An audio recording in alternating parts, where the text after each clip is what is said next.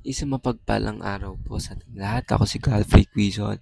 This is my devotion for today, October 18. Ang topic po natin for today is ano ang iyong best trade deal or yung trust?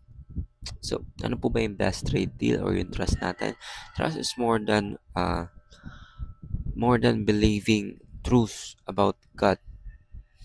It is resting in Him with confidence and surrender. It is practical. It is a practical outworking of faith where anxiety is exchanged for peace and self-reliance is abandoned. Through trust, we experience God more deeply, enjoy His promises, and find strength in every circumstances.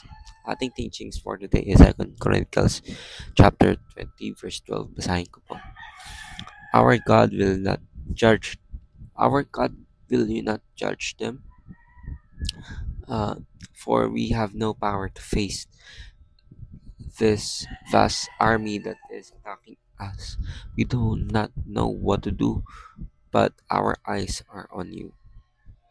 So, sa Diyos po lahat na ating papurihan. So, ang topic po natin ngayon ay trust.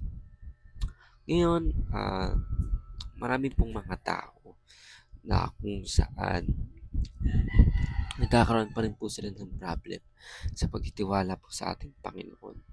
Of course, sinabi nga po natin sa concept natin kanina na trust is more than believing truths about God. Mostly kasi ng mga Christians or us ay nakakalimutan po natin na talaga magtiwala sa ating Panginoon at nakafocus lang po tayo sa mga katotohanan na kung ano at sino ang ating Panginoon, but we fail to have this connection na kung saan naniniwala po tayo na ang ating Panginoon ay kailangan po nating pagkatiwalaan.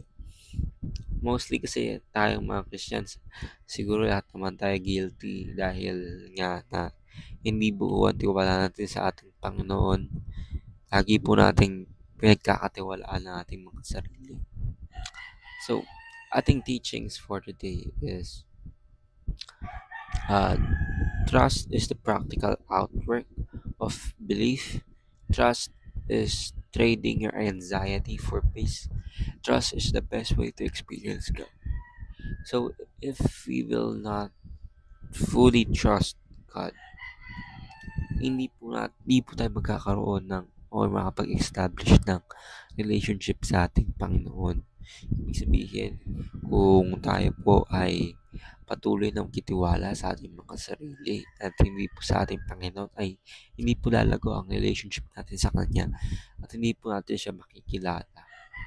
Ibig sabihin, kung patuloy po tayo magkakaroon ng mga barriers, patuloy tayong mag-build ng walls sa ating mga sarili at hindi po natin papalaguin ang ating relasyon, ang ating pananampalataya sa ating Panginoon, we will remain stagnant at wala po tayong pupuntahan as believers ng ating Panginoon. So, ayun lang po. Ako si Godfrey Quizon and this is my devotion for today, October 18. Sana po ay marami kayong natutunan. Ayun lang po. God bless.